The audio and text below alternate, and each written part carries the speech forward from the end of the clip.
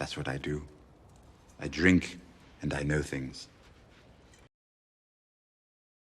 Hey everybody, I just wanted to put up a quick video that I hope will help some people about how to get the best value out of the merchant ship.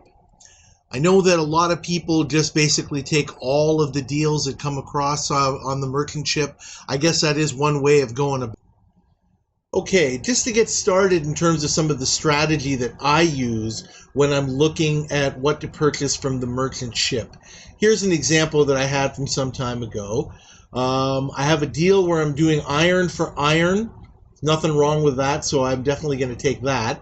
I've got iron for grain, which I absolutely will not do, and I'll explain why later if you don't already know. I've got stone for stone, which is a good deal. Nothing wrong with that.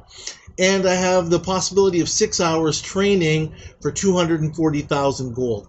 That's kind of a maybe. It really depends on how badly you need the training speed ups. I don't really need them that much, so I'm going to pass on this one. Okay, here's another one I'll give you an example with.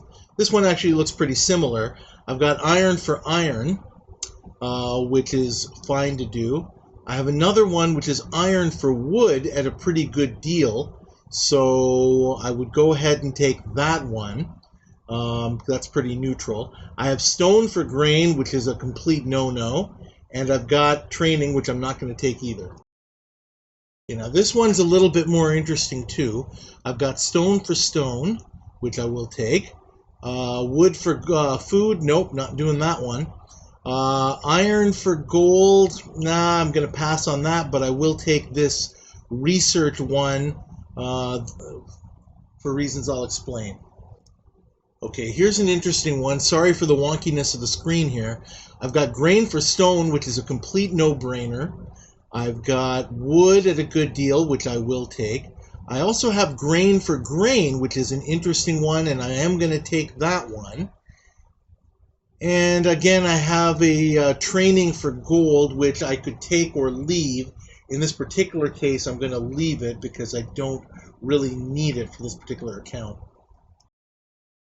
Okay, last live example, and then I'll get into a bit of discussion here. I've got wood there for stone. Yeah, I'll take that. Iron for iron, I will take. And I also got training for stone at a really, really, really good deal, so I'm going to take that. Not going to take the research for grain, for sure. Okay, so here's a chart that I made that might give you an idea of how I kind of go about things. The basic thing that I try to keep in mind is, first of all, as you know, if you played the game for any length of time, you can't hoard grain. Grain is obviously most useful when you have it in the way of resource cards, like the ones that you get from the merchant ship.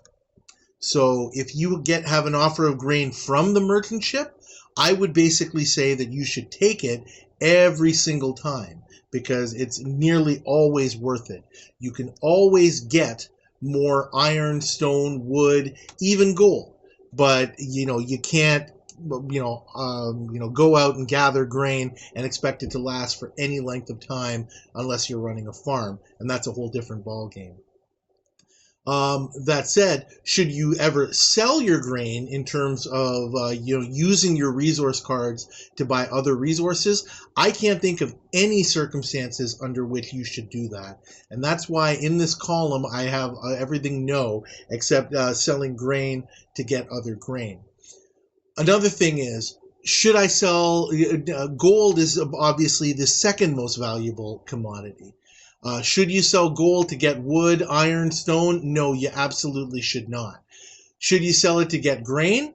Yeah, you can. It really kind of depends on how good a deal you get and how much gold you have. But obviously it is much easier to collect and keep gold than it is to keep grain. Selling gold to get gold resource cards? Yeah, no problem with that. The interesting thing is the maybes. Changing wood, iron, and stone for the other commodity is kind of a meh thing. It really depends on whether you're getting a good deal for it. Go ahead. Strategically, that's not going to cost you in the long run. But if you don't adhere to the idea of you should never sell grain and you should be very judicious about how you sell gold, you're gonna end up maybe selling yourself a little bit short when you need those commodities. It is worth it to kind of hoard those. When it comes to speed ups, that's kind of a questionable thing.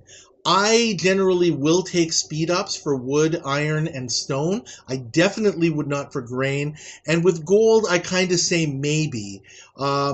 Depending on the way that you play, I tend to keep my speed ups for special events. And so I'm usually not in any kind of dearth. I'm generally never low on speed ups. So unless it's a really good deal, I'll usually pass it by. I definitely wouldn't take speed ups for grain under any circumstances. I will just end kind of with the final note.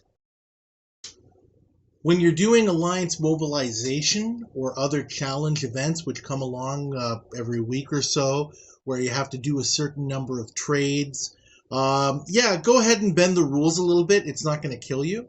But just like I said, in the long run, using the ship in the way that I've outlined can help you save your resources and stretch them further than you ordinarily could.